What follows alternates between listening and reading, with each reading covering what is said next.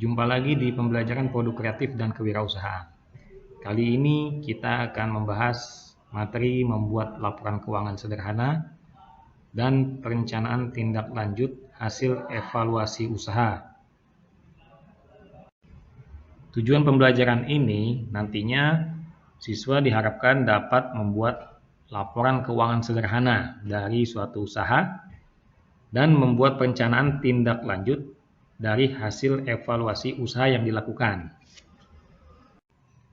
Materi ini akan dibahas dalam 6 segmen agar mudah dipelajari karena materi ini cukup banyak.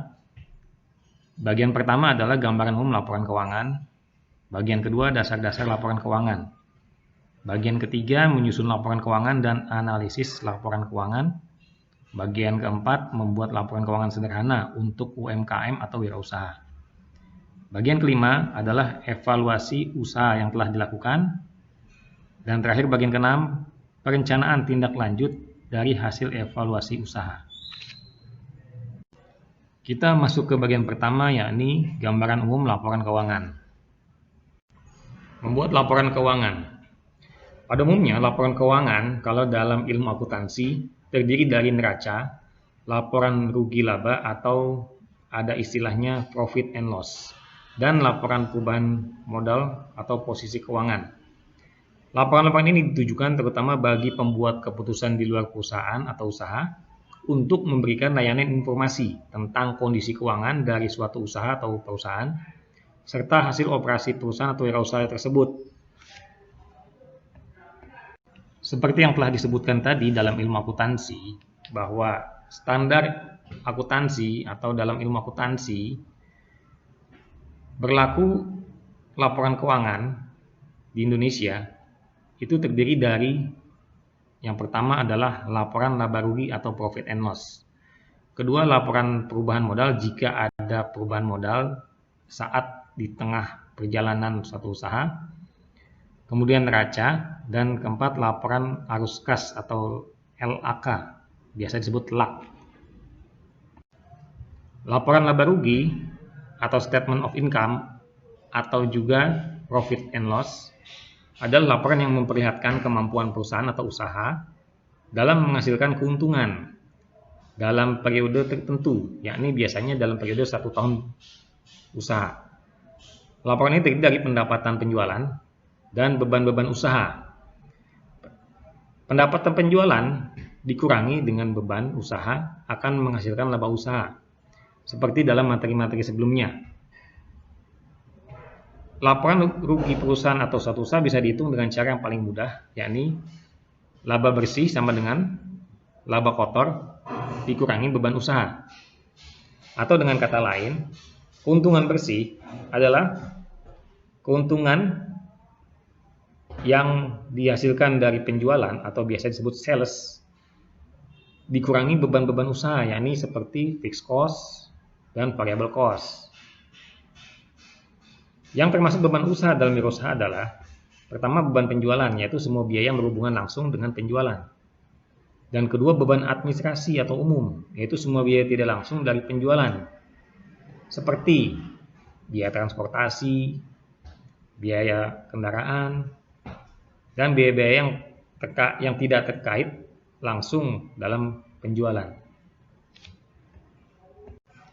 Silahkan disimak perhitungan laba kotor dan hasil penjualan bersih yang ada di slide ini. Dan dapat disimpulkan, laporan laba rugi atau profit and loss atau statement of income dapat disajikan dalam 2 metode, yaitu pertama metode single step dan kedua metode multiple step. Apa itu metode single step dan multiple step? Metode single step atau disebut juga metode langsung, yakni masing-masing seluruh pendapatan dan beban dijumlahkan, kemudian dicari selisih dari kedua jumlahnya untuk mengetahui nilai laba atau ruginya usaha. Dan untuk multiple step, pada penyusunan laba rugi dengan metode multiple step ini, atau yang disebut metode bertahap, penghitungnya tidak langsung seperti single step, di mana pendapatan usaha dan pendapatan di luar usaha dipisahkan Demikian pula beban usaha dan beban luar usaha. Baru kemudian masing-masing dijumlahkan dan dicari selisihnya agar diperoleh laba atau ruginya suatu usaha.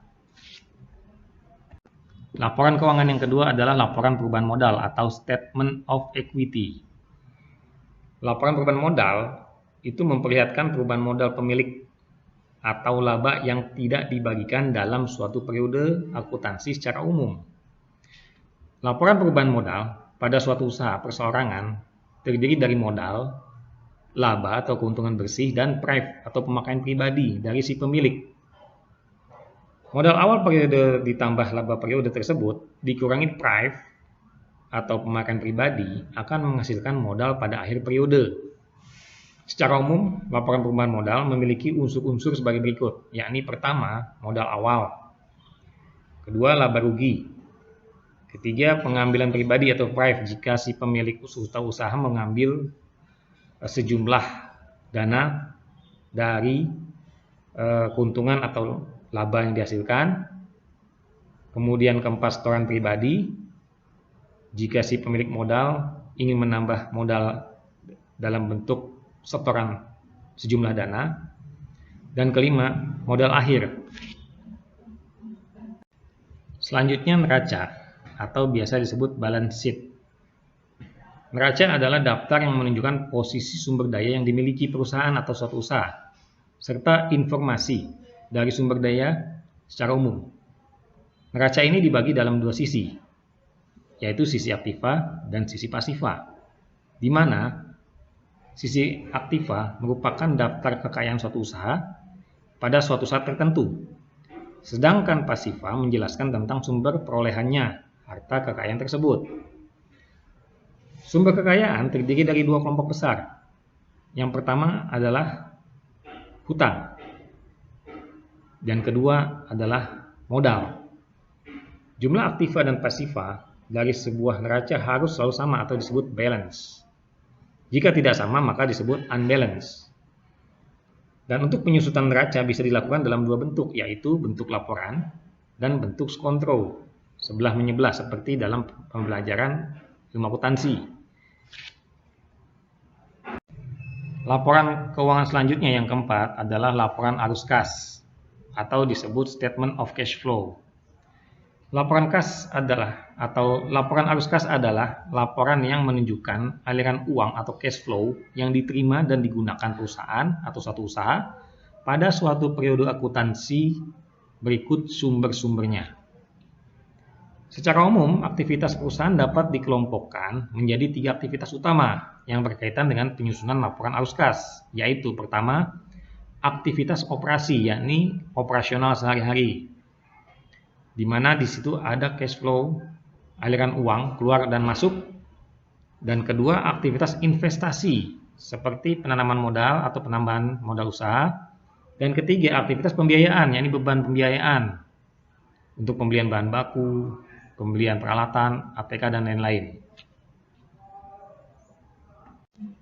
Kita akan membahas satu persatu tiga aktivitas utama yang terkait dengan laporan arus kas.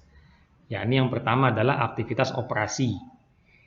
Aktivitas operasi yaitu aktivitas-aktivitas yang berkaitan dengan upaya suatu usaha untuk menghasilkan sebuah produk, sekaligus semua cara yang terkait dengan penjualan produk.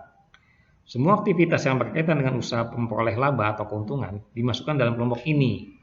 Oleh karena itu, aktivitas operasi atau operasional meliputi kegiatan penjualan produk perusahaan, penerimaan piutang dari customer atau dari pihak pembeli, pendapatan dari sumber di luar usaha utama, kemudian pembelian barang dagangan, dan pembayaran beban-beban usaha lainnya.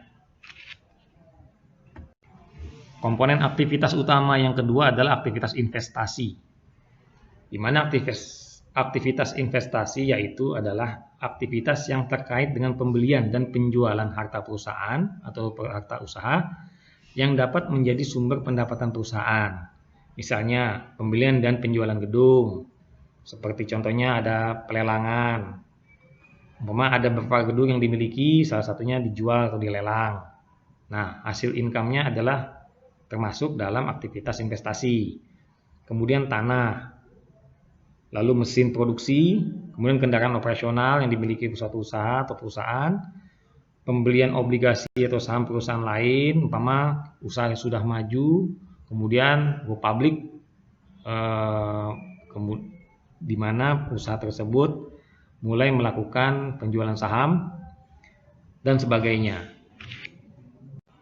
Dan aktivitas utama yang ketiga adalah aktivitas pembiayaan, di mana aktivitas pembiayaan yaitu semua aktivitas yang berkaitan dengan upaya untuk mendukung operasi suatu usaha dengan menyediakan kebutuhan dana dari berbagai sumber beserta konsekuensinya. Misalnya, penerbitan surat utang, penerbitan obligasi, penerbitan saham baru, pembayaran dividen, pelunasan hutang-hutang, dan sebagainya. Secara umum, aktivitas pembiayaan terdiri menjadi dua kelompok besar, yaitu perolehan modal dari pemilik beserta kompensasinya, serta perolehan harta dari hutang beserta pembayaran kembali utang yang dipinjam. Contohnya, umpama si pemilik mendapatkan modal dari hasil minjam di bank, di mana harta yang dimiliki oleh si pemilik adalah harta dari hutang.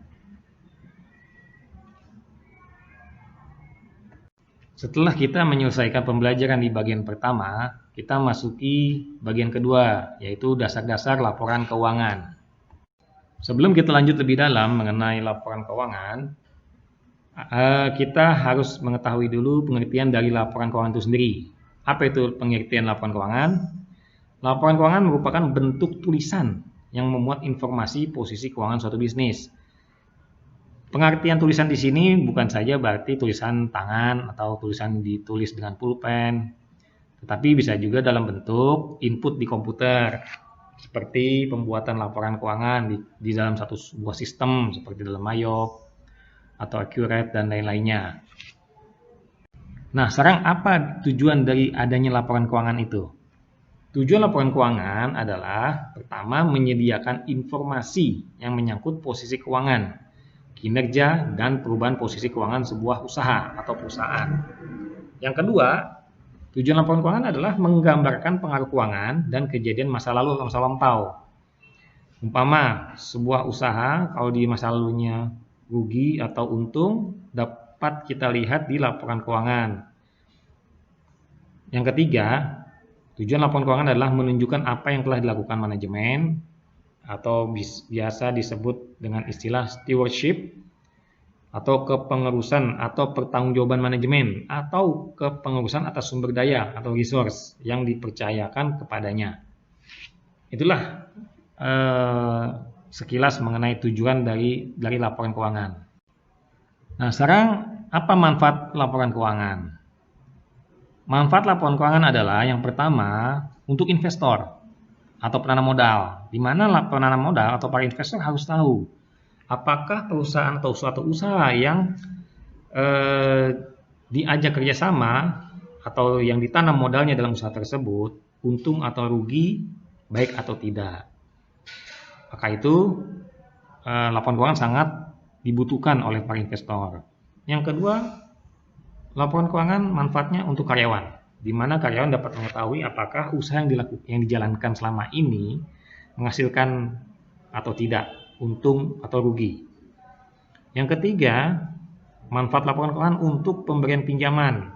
Apa maksud pemberian pinjaman? Jika suatu usaha mengalami keuntungan, kemudian ingin berkembang lebih maju, lebih besar lagi, biasanya sebuah usaha ingin dibesarkan atau ekspansi, biasanya meminjam sejumlah dana. Jika memang tidak ada dananya, maksudnya tidak memiliki dana yang cukup, biasanya mengajukan peminjaman ke pihak peminjam seperti bank atau kerjasama dengan pihak lain atau para investor. Maka dari itu, laporan keuangan sangat dibutuhkan. Sebagai contoh, kita punya usaha ingin dikembangkan lebih besar lagi, kita meminjam sejumlah dana ke bank, di mana bank akan meminta laporan keuangan dari usaha tersebut, apakah baik atau tidak, untung atau tidak usaha ini, karena nantinya akan menjadi keputusan layak atau tidak dipinjamkan dana kepada si peminjam yang akan meminjam sejumlah dana di bank untuk perkembangan usahanya. Kemudian yang keempat, manfaat laporan keuangan untuk para pemasok atau kreditor usaha lainnya. Apa itu pemasok? Pemasok itu seperti supplier, distributor. Mereka juga perlu tahu laporan keuangan, tetapi tidak sedetail para investor, para pemberi pinjaman. Para pemasok hanya perlu laporan keuangan dalam bentuk laporan penjualan biasanya. Apakah produk-produk yang dimasukkan ke sebuah usaha produknya laku atau tidak, kemudian berkembang atau tidak, maka mereka juga perlu laporan keuangan. Jadi laporan keuangan untuk pemasok berbeda dengan laporan keuangan yang dimiliki oleh si pemilik modal atau karyawan atau internal perusahaan atau internal suatu usaha. Kemudian manfaat laporan keuangan untuk pelanggan. Nah, ini seperti pemasok. Laporan keuangannya bukan laporan keuangan dalam bentuk detail atau jelas terlihat untung rugi atau maju atau tidak, tetapi hanya sekilas bahwa usaha tersebut maju atau berkembang, sehingga para pelanggan juga yakin apabila bekerja sama atau membuat transaksi dengan usaha tersebut. Dan selanjutnya manfaat laporan keuangan untuk pemerintah. Ini kaitannya dengan pajak, di mana pemerintah sangat perlu laporan keuangan secara detail supaya tidak ada penyalahgunaan kewajiban untuk pembayaran pajak. Dan yang terakhir adalah manfaat laporan keuangan untuk masyarakat. Sebagai contoh, di beberapa perusahaan besar, kalau usaha sudah menjadi besar, yang biasanya sudah go public, seperti PT Sampurna, PT Gudang Garam untuk pabrik rokok, PT Unilever yang sudah go public atau biasanya PT-nya di belakangnya ada tulisan TBK atau terbuka, di mana sahamnya dapat dilihat oleh umum. Biasanya pada periode tertentu, laporan keuangannya diumumkan di surat kabar, di internet, atau dimanapun. Jadi masyarakat perlu tahu apakah usaha tersebut maju atau tidak, sehingga apabila ada masyarakat yang ingin membeli sahamnya atau ingin bekerja sama, dapat melihat di laporan keuangan tersebut. Nah, untuk penutup materi di bagian kedua ini adalah mengenai pencatatan transaksi keuangan. Transaksi keuangan adalah kejadian atau situasi yang mempengaruhi posisi keuangan suatu usaha, dan oleh karena itu harus dicatat. Yang maksud dicatat di sini adalah bukan berarti dicatat pakai pulpen di atas kertas. Jadi dicatat ini adalah terrecord dengan baik, seperti bisa saja diinput dalam komputer dalam satu sistem. Dan alat pengukur transaksi yang digunakan oleh satuan uang. Oleh karena itu hanya transaksi yang bernilai uang saja yang harus dicatat. Misalnya pembayaran rekening telepon, pembelian barang, pembelian bahan baku, pembelian bahan menolong, pembelian pembiayaan overhead, dan sebagainya. Ya, demikian di pembahasan materi di bagian 1 dan 2 ini. Silakan dipelajari kembali, apabila belum jelas dapat dibaca ulang dari pertama, di bagian pertama sampai ke bagian kedua yang terakhir. Untuk selanjutnya nanti kita akan memasuki ke bagian ketiga.